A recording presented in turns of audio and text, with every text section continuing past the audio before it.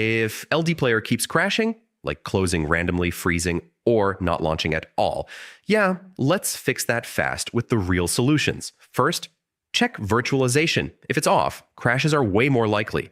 Enable Intel VT-X or AMD-V in your BIOS. If your PC is struggling, lower the load, reduce CPU cores and RAM slightly to stabilize performance. Graphics settings can cause crashes too. Switch between OpenGL and DirectX and test which one works better. Outdated GPU drivers, that's a big crash trigger. Update to the latest version for stability. On Windows, Hyper-V can conflict with LDPlayer. Turn it off if you're not using it.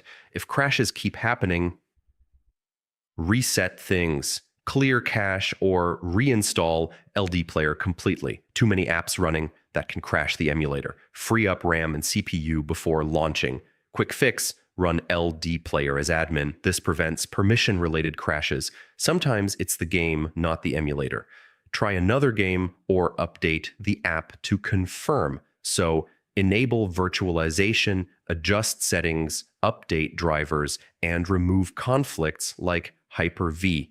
That's how you fix LDPlayer crashes fast in 2026.